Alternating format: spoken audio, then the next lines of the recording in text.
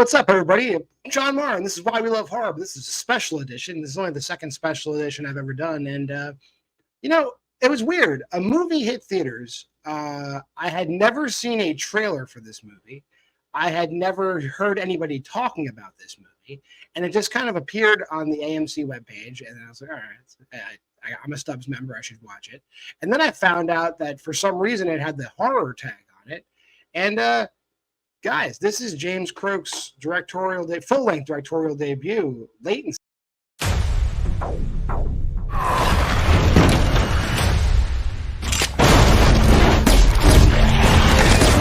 Wait a minute. There. Really? I thought you fixed it. I thought I had. Yeah, well, that's why we tested. It's exactly the same as sleep as it is when I'm awake.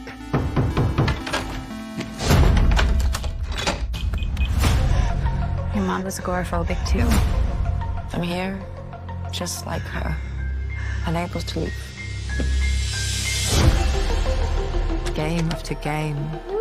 So what is it? I want some pro gamers to test it before the launch. Hello, Hannah. Hi? The Omniac will decode patterns of your brain. This is amazing. Calibration complete. Let the games begin. The more you wear the Omnia, the faster it will learn. Shut up. Yeah! Oh my god! Jen, I won! Jen! I won the whole tournament! Jen, is that you? Hey, it's not a game!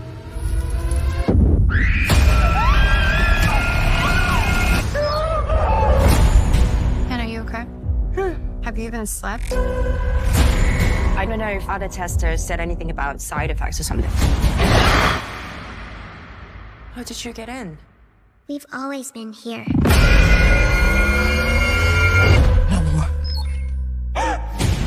I have to get out of here. Touch me, baby, tainted love. Omnia, are you doing this? The Omnia will only do what you ask of it. You are doing this! You are controlling me! All I've had was the games. Game after game. Open the door and walk out. The Omnia is with you. Always. Touch me, baby, tainted love. Good or bad, ultimately, I think this movie will wind up being underseen either way, just given the absolute lack of marketing it's had. And I have read a few reviews by other people that watch horror movies online, and it is getting, some warranted criticism. I think the concepts of this movie are really good. We'll get into the plot really briefly without spoilers. The girl you see, Hannah, she is a professional video game player. However, she does suffer from extreme agoraphobia to the point that she does not leave her apartment. And any threats to even get near the door of her apartment cause her extreme anxiety. But throughout this disability she has, garnered somewhat of a career being a beta tester and a professional tournament video game player. However, it seems like her heyday is over. I guess she's entering her mid-20s. So I guess that is, you're ancient in the world of video game players. So there is some struggles. She's definitely behind on her rent. And the other girl you see, Jen, is a close friend of hers who kind of acts like her gal Friday, kind of, does her shopping, takes out her trash, stuff like that. So we do get an understanding of how, with such a crippling disorder, she lives in the modern world. That being said, we'll jump into spoiler discussion. I think the biggest thing I see is if you are a fan of the television show Black Mirror, this could easily, if it was shortened down and they jettisoned some parts of the plot that don't really work, this could easily be a Black Mirror episode, because basically it is just a question of what happens when AI / VR / mind-body integration technology goes too far. However, the stumbling blocks, like people will say in a lot of the reviews of this movie, is they do try to integrate the mental illness component of Hannah being, having the agoraphobia, also what part of her childhood and the, I guess, abuses she suffered by her mother who had the same disorder, kind of, is it learned behavior, her agoraphobia? So we do dive deep into the fact that, like, as a child, she was sheltered and not allowed to leave. So as a young adult, now she is afraid to leave. So whereas maybe her mother had a more organic agoraphobia, she's been, classically conditioned to be agoraphobic in this movie. There's also a lot of, like, the technology she wears, which is like a headband that goes around the back of your head, and I guess, it goes into the back lobe of your brain. The Omnia basically can anticipate your movements, whether you're typing, and it integrates with all of the technology in your house. So she can type by thinking, she can play video games by thinking. So since she was a professional video game player, she utilizes the fact that she can reduce her reaction time to 0 to re-enter a tournament and win $250,000. She also tells her friend Jen to go to, like, the sports book and bet on her as an underdog to win, and Jen winds up winning like $1.5 million. So really, she games the system. However, obviously the story obviously has a tragic arc to the point that, like, I don't really, there's so much stuff going on. It's very difficult to interpret what is going on by the end of the movie, because you don't know if the AI Omnia headset has taken over her reality and everything she's being shown is in this alternative reality, or if in fact the things that are actually happening to her do happen. There's definitely multiple scenes of her killing Jen and Jen being a dead body in her apartment. The very last scene in the movie, the police come to take her away, but as they are taking her away, she's able to tap into powers that she's gotten through the Omnia headset, and she releases like a sonic scream that, like, basically disables all the police. So at the end of the movie, you're left with, like, are we still in this alternative reality? If we're in the alternative reality, why would she be arrested in the alternative reality? Like, why do these visions of herself as a child and her mother exist in this alternate reality? Like, why, if her desire is to be healthier, why would the AI integrate in such a way to disable her? So it's a movie that really reaches for the stars, but kind of falls very short, because by integrating all these concepts accurately into the movie, I do think it leaves the viewer with more questions than answers at the end of it. And that is, in this case, not a great thing. Like, we're not watching a Christopher Nolan movie here. No offense to James Croak. But he knew it was this 94-minute movie going into it.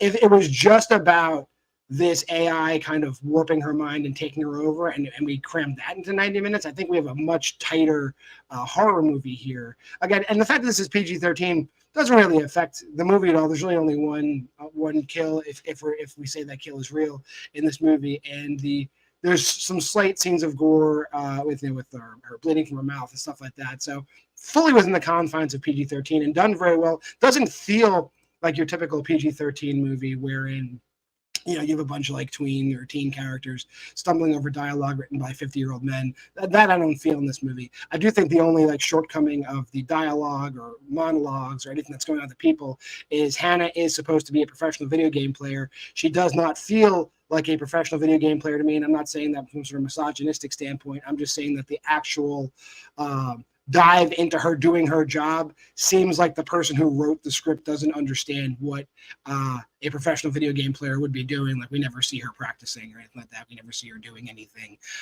to the level that a professional video game player would be, even whether they have adaptive technologies or not. She's never at a level where she is practicing the way these esports players play.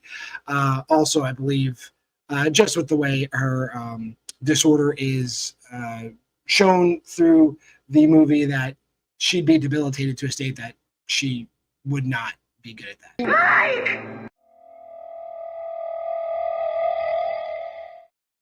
Like I alluded to already, this would be really tight as an episode of Black Mirror. This would be really tight if it was an exploration of agoraphobia or isolation, kind of like we saw in last year's No One Will Save You. Not that I was a huge fan of that movie either, but that at least tackled that storyline with aliens in it. If this was just exploration of, like, the effects of virtual reality and artificial intelligence and the blurring of lines between, like, our reality and virtual reality, kind of like Cronenberg did in Existenz, I would totally buy that. If this was just an exploration of generational trauma of an agoraphobic mother putting her fears onto a child, kind of like what we did with Run, I would buy that. But really the mashup of all of these storylines and then cutting it down to 90 minutes, I think every single one of those storylines suffers. But the bones of a good movie are here, whichever direction you take it in. I'd like to see more of what James Croak does in the future. I settled on a 2.5 out of 5.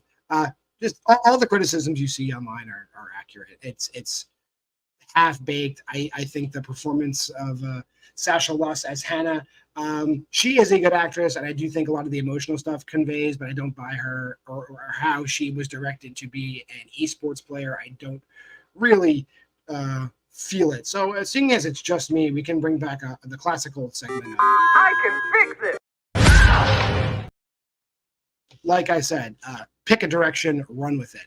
If this was just like, here's a girl, she's an esports player, drop the agoraphobia angle, and just here's a headset. She gets technology ahead of the game, and she manipulates it in the same way that headset manipulates her. You're looking at a much better movie. If it's just like the her trying to be an e-gamer in the grips of the agoraphobia and her relationship with her friend, maybe harder to bring it up to like a 3 or 4 star movie, but like I would definitely be invested in seeing that as well. Like I said, too many storylines going on here for it to really grip you as a viewer. That being said, I hope you enjoyed this shorter episode of Why We Love Horror. I've been John Maher, and remember, made this far in the video. Like, comment, subscribe, share. Go to the Facebook group and join us there. Go to the TikTok and join us there. We'd appreciate subs here on this channel as well. Every Monday we got verses. Every Wednesday, you might see an episode like this. You might see a special episode of Why We Love Horror Trivia. Thursdays, though, it is Why We Love Horror every Thursday with a new movie being covered by myself and my co-hosts. And then Horror Headlines live on TikTok and elsewhere at 9 p.m. Every Friday, Why We Love Horror Trivia. 2 episodes there for you. We appreciate your patronage, and we will see you next week.